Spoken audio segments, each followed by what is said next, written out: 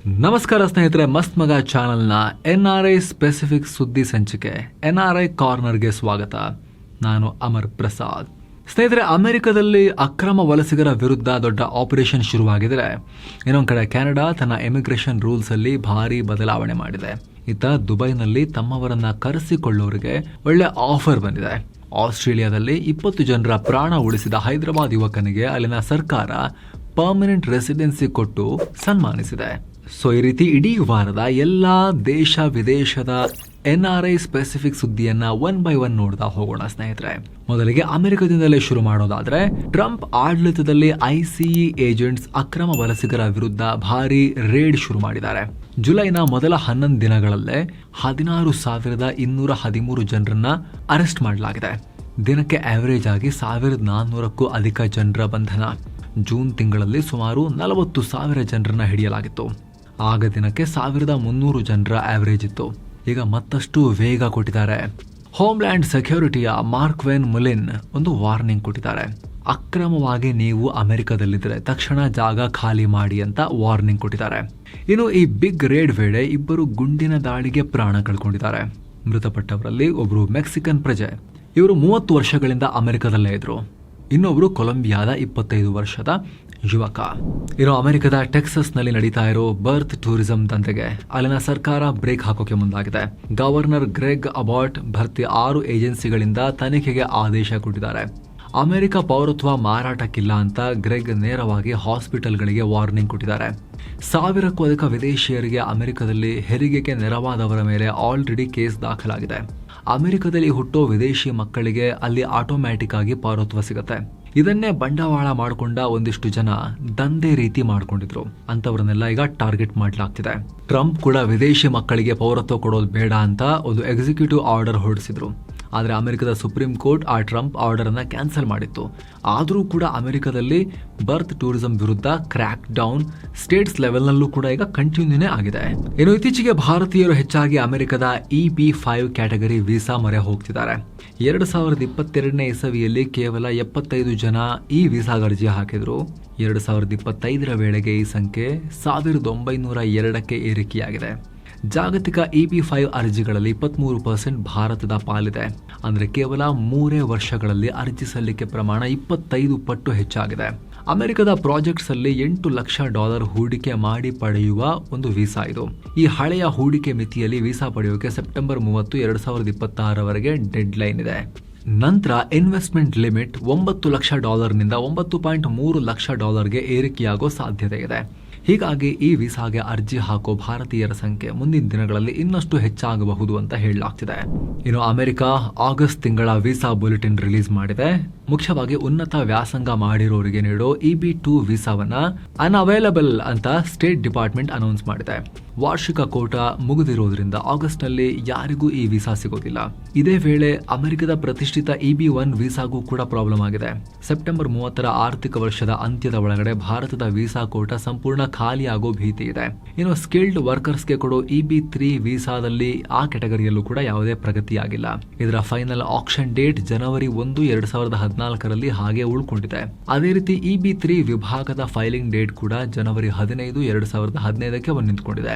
F1 category ವೀಸಾಗಳ final date December 15, 2018ಕ್ಕೆ fix ಆಗಿದೆ. ಅತ್ತ ಪರ್ಮನೆಂಟ್ ರೆಸಿಡೆನ್ಸಿಗೆ ಸಂಬಂಧಪಟ್ಟ F2A ವಿಭಾಗದ ಡೇಟ್ ಜುಲೈ 22, 2026ರಲ್ಲಿದೆ. ಹಾಗೆ F2B ಕ್ಯಾಟಗರಿ ಡೇಟ್ ಜನವರಿ 1, 2018ಕ್ಕೆ ನಿಂತಿದೆ.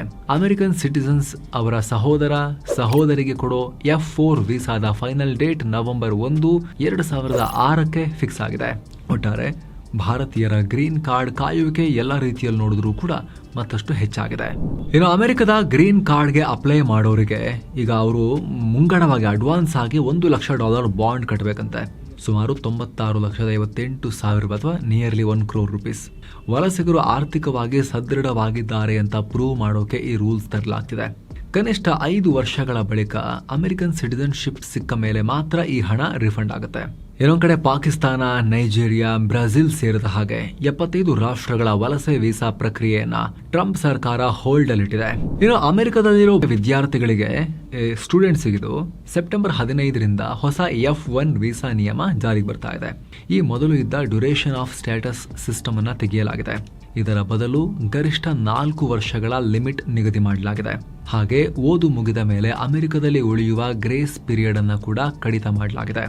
ಮೊದಲು ಇದು 60 ದಿನ ಇತ್ತು, ಈಗ 30 ದಿನಗಳಿಗೆ ಇಳಿಸಿದ್ದಾರೆ. ಇನ್ನು ಅಮೆರಿಕದ ಫೇಮಸ್ ಹಾರ್ವರ್ಡ್ ಯೂನಿವರ್ಸಿಟಿಯಲ್ಲಿ ಚೀನಾ ದಾನಿಗಳಿಂದ ಹಣ ಪಡೆದು ಅಮೆರಿಕನ್ ವಿದ್ಯಾರ್ಥಿಗಳಿಗೆ ಸ್ಕಾಲರ್ಶಿಪ್ ನಿರಾಕರಿಸಿರುವ ಆರೋಪವನ್ನ ಹೊತ್ತಿದೆಯಲ್ಲ ಹಾರ್ವರ್ಡ್ ಯೂನಿವರ್ಸಿಟಿ. ಈ ಬಗ್ಗೆ ಟ್ರಂಪ್ ಸರ್ಕಾರ ಶಾಕ್ ಕೊಟ್ಟಿದೆ. ಜಸ್ಟಿಸ್ ಡಿಪಾರ್ಟ್ಮೆಂಟ್ ಕಡೆಯಿಂದ ತನಿಖೆ ಶುರು ಮಾಡಿದ್ದಾರೆ. ಹಾರ್ವರ್ಡ್ಗೆ ಚೀನಾದಿಂದ $4.5 ಬಿಲಿಯನ್ ವಿದೇಶಿ ಫಂಡಿಂಗ್ ಬಂದಿದೆ.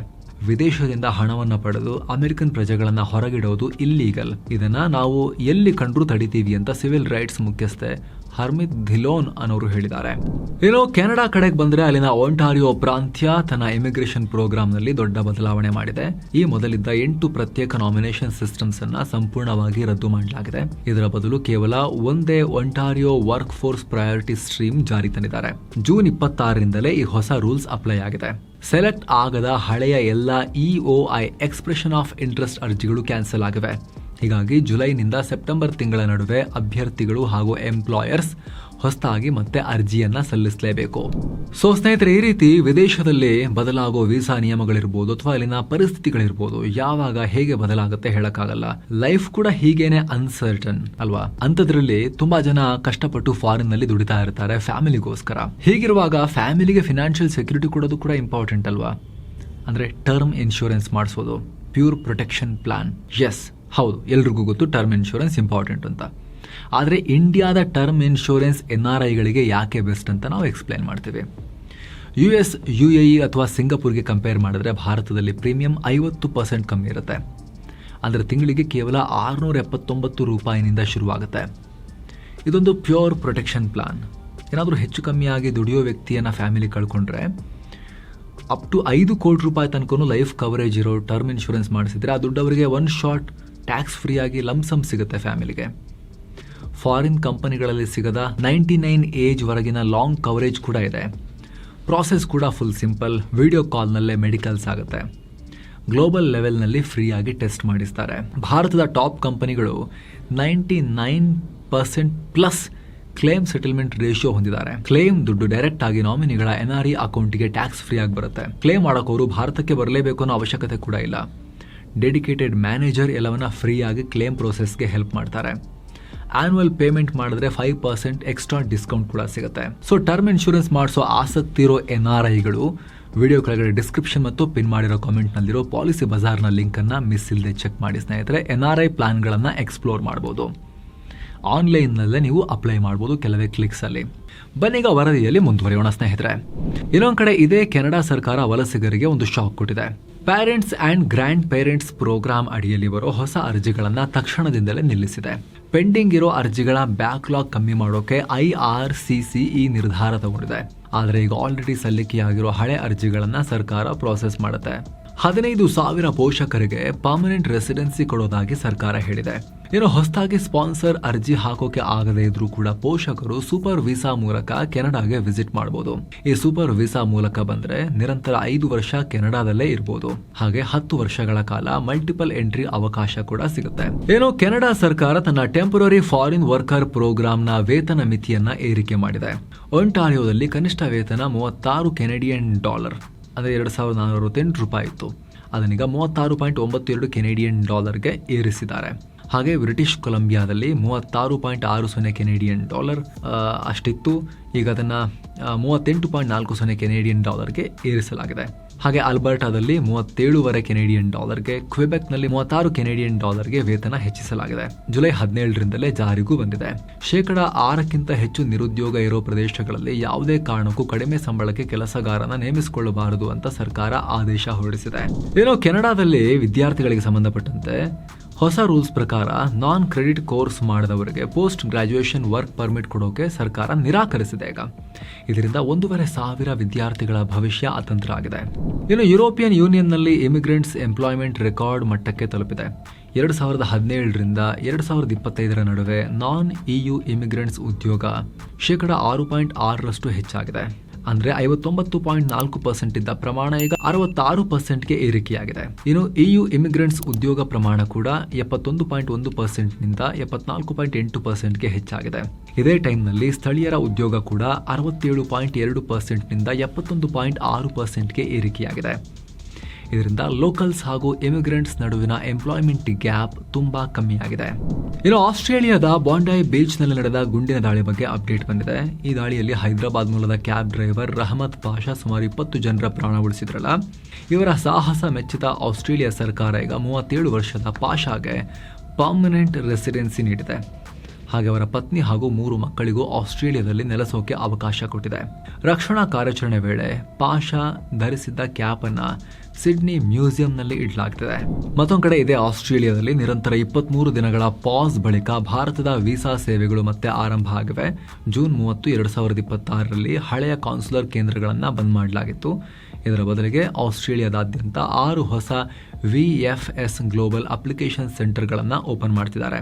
ಆಗಿದೆ ಈಗ ಓಪನ್. ಅರ್ಜಿ ಸಲ್ಲಿಸುವವರು ಖುದ್ದಾಗಿ ಭೇಟಿ ಕೊಡೋ ಮುಂಚೆ ಆನ್ಲೈನ್ನಲ್ಲಿ ಅಪಾಯಿಂಟ್ಮೆಂಟ್ ಬುಕ್ ಮಾಡೋದು ಕಡ್ಡಾಯ. ಏನೋ ಜುಲೈ 20ರಿಂದ ನ್ಯೂಜಿಲೆಂಡ್ನಲ್ಲಿ ಹೊಸದಾಗಿ ಪಾತ್ವೇ ಸ್ಟೂಡೆಂಟ್ ವೀಸಾ ರೂಲ್ಸ್ ಜಾರಿಗೆ ಬಂದಿದೆ. ಈಗ ವಿದ್ಯಾರ್ಥಿಗಳು ಹೊಸ ವೀಸಾಗೆ ಅರ್ಜಿ ಹಾಕದೆ ಒಂದೇ ಕಾಲೇಜಿನಲ್ಲಿ ಸುಲಭವಾಗಿ ತಮ್ಮ ಕೋರ್ಸ್ ಬದಲಾಗಬಹುದು. ಹಾಗೆ NZQCF ಲೆವೆಲ್ 1 to 4 ಮತ್ತು 1 to 8ನ ಕೋರ್ಸ್ಗಳ ಇಂಗ್ಲಿಷ್ ಕ್ಲಾಸ್ ಅವಧಿಯನ್ನ 20 ವಾರಗಳಿಂದ 30 ವಾರಗಳಿಗೆ ಏರಿಸಲಾಗಿದೆ. ಏನೋ ದುಬೈನಲ್ಲಿ ನೆಲೆಸಿರೋ ನಿವಾಸಿಗಳಿಗೆ ಟ್ರಾವೆಲ್ ಆಫರ್ ಇದು. ದುಬೈ ಪ್ರವಾಸೋದ್ಯಮ ಇಲಾಖೆ ದುಬೈ ಇನ್ವೈಟ್ ಅನ್ನೋ ಹೊಸ ಪ್ರೋಗ್ರಾಂ ಲಾಂಚ್ ಮಾಡಿದ್ದಾರೆ. ವಿದೇಶಗಳಲ್ಲಿರೋ ತಮ್ಮ ಸಂಬಂಧಿಕರು ಹಾಗೂ ಸ್ನೇಹಿತರನ್ನ ದುಬೈಗೆ ಭೇಟಿ ನೀಡಿಸೋಕೆ ಕರೆಸಿದ್ರೆ ತೋರ್ಸಕ್ಕೆ ರಿವಾರ್ಡ್ ಸಿಗುತ್ತೆ.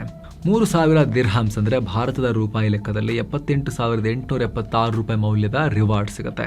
ಆದ್ರೆ ಜುಲೈ 20ರಿಂದ ಅಕ್ಟೋಬರ್ 31, 2026 ಒಳಗಡೆ ಈ ಅತಿಥಿಗಳು ದುಬೈಗೆ ಬರಬೇಕು. ಒಬ್ಬ ನಿವಾಸಿ ಒಮ್ಮೆಗೆ ಗರಿಷ್ಠ 5 ಜನ ಅತಿಥಿಯನ್ನ ಮಾತ್ರ ನಾಮಿನೇಟ್ ಮಾಡೋಕೆ ಅವಕಾಶ ಇದೆ. ಟೂರಿಸ್ಟ್ ವೀಸಾದಲ್ಲಿ ಬಂದ ಅರ್ಹ ಅತಿಥಿಗಳಿಗೆ ಹೋಟೆಲ್ ಸ್ಟೇ, ಊಟದಂತಹ ಲೈಫ್ ಸ್ಟೈಲ್ ಡೀಲ್ಸ್ ಕೂಡ ಸಿಗುತ್ತೆ. ಇನ್ನು ಉಮ್ರಾ ಯಾತ್ರೆಗೆ ಸಂಬಂಧಪಟ್ಟಂತೆ 1 ವರ್ಷ ವ್ಯಾಲಿಡಿಟಿ ಇರೋ ಹೊಸ ಮಲ್ಟಿಪಲ್ ಎಂಟ್ರಿ ಉಮ್ರಾ ವೀಸಾವನ್ನ ಸೌದಿ ಲಾಂಚ್ ಮಾಡಿದೆ. ಈ ವೀಸಾ ಬಳಸಿ ಯಾತ್ರಿಕರು 1 ವರ್ಷದಲ್ಲಿ ಎಷ್ಟು ಬಾರಿ ಬೇಕಾದರೂ ಸೌದಿಗೆ ಭೇಟಿ ಕೊಡಬಹುದು. ಆದರೆ ಒಟ್ಟಾರೆ 90 ದಿನಗಳಿಗಿಂತ ಹೆಚ್ಚು ಸೌದಿಯಲ್ಲಿ ಉಳಿಯುವ ಹಾಗಿಲ್ಲ. ಹಾಗೆ ಪ್ರತಿಯೊಂದು ಭೇಟಿಗೂ ಮುನ್ನ ನುಸುಕ್ ಆ್ಯಪ್ನಲ್ಲಿ ಬುಕಿಂಗ್ ಮಾಡಿ ಪರ್ಮಿಟ್ ಪಡೆಯೋದು ಕಡ್ಡಾಯ. ಆದರೆ ಹಜ್ ಸೀಸನ್ ಅಲ್ಲಿ ಮಾತ್ರ ಈ ಮಲ್ಟಿಪಲ್ ಎಂಟ್ರಿ ವೀಸಾ ಅನ್ವಯ ಆಗೋದಿಲ್ಲ ಅಂತ ಹಜ್ ಮತ್ತು ಉಮ್ರಾ ಸಚಿವಾಲಯ ಸ್ಪಷ್ಟಪಡಿಸಿದೆ. ಆಗಸ್ಟ್ 1ರಿಂದ ದಿಲ್ಲಿ ಮತ್ತು ಟೊರಾಂಟೊ ನಡುವೆ ನಾನ್ ಸ್ಟಾಪ್ ಫ್ಲೈಟ್ ಶುರುವಾಗ್ತಿದೆ. ಇನ್ನು ಮುಂದೆ ಮಾರ್ಗ ಮಧ್ಯೆ ವಿಯೆನ್ನಾದಲ್ಲಿ ಇಂಧನ ತುಂಬೋಕೆ ಫ್ಲೈಟ್ ನಿಲ್ಸಲ್ಲ. ಇದರಿಂದ 20 ಗಂಟೆ ತಗೊಳ್ತಾ ಇದ್ದ ಪ್ರಯಾಣ ಬರೀ 17 ಗಂಟೆಗೆ ಇಳಿಕೆಯಾಗುತ್ತೆ. ಅಂದ್ರೆ ಭರ್ತಿ 3 ಗಂಟೆ ಟೈಮ್ ಉಳಿಯುತ್ತೆ. ಜೊತೆಗೆ ವಾರಕ್ಕೆ 5 ದಿನ ಮಾತ್ರ ಇದ್ದ ಫ್ಲೈಟ್ ಸೇವೆ ಈಗ ಪ್ರತಿ ದಿನ ಸಿಗುತ್ತೆ. ಇನ್ನೊಂದ್ ಕಡೆ ಮಿಡಲ್ ಈಸ್ಟ್ ಸಂಘರ್ಷದಿಂದ ಏರ್ ಇಂಡಿಯಾ ಟೆಲ್ ಅವೀವ್ ವಿಮಾನ ಸಂಚಾರ ಶುರುವಾಗೋದು ಮತ್ತೆ ಡಿಲೇ ಆಗಿದೆ. ಭದ್ರತಾ ಕಾಳಜಿಯಿಂದ ಸೆಪ್ಟೆಂಬರ್ ಅಂತ್ಯದವರೆಗೆ ಸೇವೆ ಇರಲ್ಲ ಅಂತ ಏರ್ ಇಂಡಿಯಾ ಹೇಳಿದೆ. ಈ ಹಿಂದೆ ಜುಲೈ ಅಂತ್ಯದವರೆಗೂ ವಿಮಾನ ಸಂಚಾರ ಹೋಲ್ಡ್ ಮಾಡೋಕೆ ನಿರ್ಧಾರ ಮಾಡಲಾಗಿತ್ತು. ಆದರೆ ಸುಧಾರಿಸಲಿಲ್ವಲ್ಲ, ಹಾಗಾಗಿ ಮತ್ತಷ್ಟು ಮುಂದಕ್ಕೆ ಹೋಗಿದೆ. ಈಗ ಕೇವಲ LL, ಇಸ್ರಾಯೇಲ್, ಅರ್ಕಿಯಾ ಮತ್ತು ಏರ್ ಹೈಫಾ ವಿಮಾನಗಳು ಮಾತ್ರ ಹಾರುತ್ತಿವೆ. ಇನ್ನು ಪಾಸ್ಪೋರ್ಟ್ ತಿದ್ದುಪಡಿ ನಿಯಮಗಳ ಅಡಿಯಲ್ಲಿ ದಿಢೀರ್ ಶುಲ್ಕ ಏರಿಕೆ ಮಾಡಿದ್ದನ್ನು ಪ್ರಶ್ನಿಸಿ ದಿಲ್ಲಿ ಹೈಕೋರ್ಟ್ನಲ್ಲಿ ಅರ್ಜಿ ಸಲ್ಲಿಕೆಯಾಗಿತ್ತು. ಇದೀಗ ಈ ಬಗ್ಗೆ ಕೇವಲ 3 ತಿಂಗಳ ಒಳಗಡೆ ಸೂಕ್ತ ತೀರ್ಮಾನ ತಗೋಬೇಕು ಅಂತ ಕೇಂದ್ರ ಸರ್ಕಾರ ಹಾಗೂ ವಿದೇಶಾಂಗ ಸಚಿವಾಲಯಕ್ಕೆ ಕೋರ್ಟ್ ಆದೇಶ ಕೊಟ್ಟಿದೆ. ಈ ನಿಯಮಗಳನ್ನ ರದ್ದು ಮಾಡಬೇಕು ಅಂತ ಪ್ರವಾಸಿ ಲೀಗಲ್ ಸೆಲ್ ಅರ್ಜಿ ಹಾಕಿತ್ತು, PIL ಹಾಕಿತ್ತು. ಹೊಸ ಶುಲ್ಕಗಳು ಮಿತಿ ಮೀರಿದವೆ, ಅವೈಜ್ಞಾನಿಕ ಅಂತ ವಾದ ಮಾಡಿದ್ರು. ಜೊತೆಗೆ ಇದು NRI, ವಲಸೆ ಕಾರ್ಮಿಕರು ಮತ್ತು ಬಡವರ ಮೇಲೆ ಭಾರಿ ಪೆಟ್ಟು ಕೊಡುತ್ತೆ ಅಂತ ಹೈಕೋರ್ಟ್ ಗಮನಕ್ಕೂ ತಂದಿದ್ದಾರೆ. ಸೊ ಫ್ರೆಂಡ್ಸ್, ಇದಾಗಿತ್ತು ಈ ವಾರದ NRI ಕಾರ್ನರ್. ಮತ್ತೆ ಸಿಗೋಣ ಸ್ನೇಹಿತರೆ. ಮಸ್ತ್ ಮಗ ಚಾನಲ್ ನೋಡ್ತಾ ಇರಿ. ಕಡೆದಾಗಿ ಮತ್ತೊಮ್ಮೆ ರಿಮೈಂಡರ್, ಟರ್ಮ್ ಇನ್ಶೂರೆನ್ಸ್ ಮಾಡಿಸೋ ಆಸಕ್ತಿ ಇರೋ NRIಗಳು ಭಾರತದ ಟರ್ಮ್ ಇನ್ಶೂರೆನ್ಸ್ ಪ್ಲಾನ್ಗಳನ್ನು ಚೆಕ್ ಮಾಡ್ಕೊಳ್ಳೋಕೆ ಅಪ್ ಟು 5 CR ತನಕವೂ 5 crore rupees ತನಕವೂ ಕವರೇಜ್ ಇರೋ ಪ್ಲಾನ್ಸನ್ನು ಪರ್ಚೇಸ್ ಮಾಡೋಕೆ ಅಪ್ ಟು 99 ಏಜ್ ತನಕನೂ ಕೂಡ ಕವರೇಜ್ ಇರೋ ರೀತಿ ಮಾಡಿಸ್ಕೋಬೋದು, ಆಗಲೇ ಹೇಳಿದ ಹಾಗೆ. ಹಾಗೆ ಭಾರತದಲ್ಲಿ ವಿದೇಶಕ್ಕಿಂತ 30 to 50% ಚೀಪರ್ ಕೂಡ ಇದೆ. ಸೊ ಯಾರಿಂದೂ ಮಾಡಿಸಿಲ್ಲ, ಮಾಡಿಸೋ ಆಸಕ್ತಿ ಇದ್ದರೆ ವಿಡಿಯೋ ಕೆಳಗಡೆ ಡಿಸ್ಕ್ರಿಪ್ಷನ್ ಮತ್ತು ಪಿನ್ ಮಾಡಿರೋ ಕಾಮೆಂಟ್ನಲ್ಲಿ ಕೊಟ್ಟಿರೋ ಪಾಲಿಸಿ ಬಜಾರ್ನ ಲಿಂಕನ್ನು ಮಿಸ್ ಇಲ್ಲದೆ ಚೆಕ್ ಮಾಡಿ ಕೆಲವೇ ಕ್ಲಿಕ್ಸಲ್ಲಿ ಅಪ್ಲೈ ಮಾಡ್ಬೋದು. ಅವರ ಹೆಲ್ಪನ್ನು ಬೇಕಾದರೂ ಕೂಡ ಅಲ್ಲೇ ನೀವು ಪಡಿಬೋದು. ಮತ್ತೆ ಭೇಟಿ ಆಗ್ತಿರೋಣ ಸ್ನೇಹಿತರೆ. ನಮಸ್ಕಾರ.